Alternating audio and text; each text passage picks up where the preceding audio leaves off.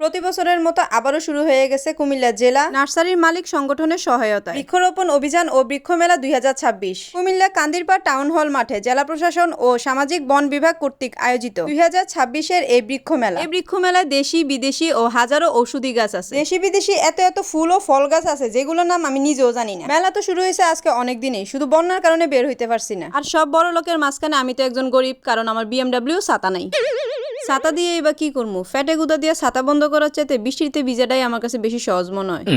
আমার কাছে তো দূর থেকে দেখতেই ফুল গাছগুলো ভাল লাগতেছিল, কারণ ছিঁড়ে হাতে নেওয়ার মতো আদিগিলাফানা আমার মধ্যে নাই। ওইদিকে যে এত এত ফল গাছ দেখছি যে গ্রাম ছাড়া আসলে শহরে এগুলা দেখাই যায় না। গ্রীষ্মকালীন ফলের মধ্যে আমার কাছে আম খুব পছন্দের একটা ফল। ওইখানের আমগুলা তো মাশাআল্লাহ অনেক বড় সাইজের ছিল, আর এত মিষ্টি গ্রানেই পেট ভরে গেছে। তবে খাইতে পারলে আর একটু ভাল লাগতো। অনেক বছর পরে আমি করমজা গাছ দেখছি। আমার নানুদের বাড়িতে একটা করমজা গাছ ছিল। এই গাছটা দেখা ওই স্মৃতিগুলা ছোটবেলার মনে পড়ে গেছে। সবুজে ঘেরা হাজারো গাছ আর ফুল ফলের মধ্যে তো নিজেরা হারিয়েই ফেলছিলাম। পরে আবার খুঁজা বাইর করছি, কারণ ঠিক সময় মতো বাসা না আইলে পরে আবার কপালে শনিও আছে। আপনারা যারা ডিপ্রেশনে আছেন, আবার অনেকেই প্রেমে সেকা খাইয়া বেকা হইয়াও আছেন, যারা সব মিলিয়ে জীবনে কোনো ফলই পান না, তারা এখান থেকে গাছ কিনা নিবে, কারণ ফল গাছ আপনাকে ফল দিবে। আর যারা বয়ফ্রেন্ড অথবা গার্লফ্রেন্ডের কাছ থেকে কোনোদিন ফুল পান নাই, তারা ফুল গাছ কিনা নিবে। একটু পরিচর্যা করলে ফুল গাছ থেকে এমনিতেই ফুল পাবেন। জোর করে কারো কাছ থেকে ফুল আর ফলের আশা না করে নিজে বেশি বেশি গাছ লাগান। আর এখন তো এত সুন্দর সুন্দর গাছ পাওয়া যায় যেগুলো ঘরে রাখলে ঘরের সৌন্দর্য আরো বাড়াইয়া দেয়। অনেকগুলো দোকানে দেখলাম ফল ও সবজির বীজ সাথে সার ও কীটনাশকও আছে। এজন্যই বলি, বৃক্ষরোপণে সাজাই দেশ, সবার আগে বাংলাদেশ।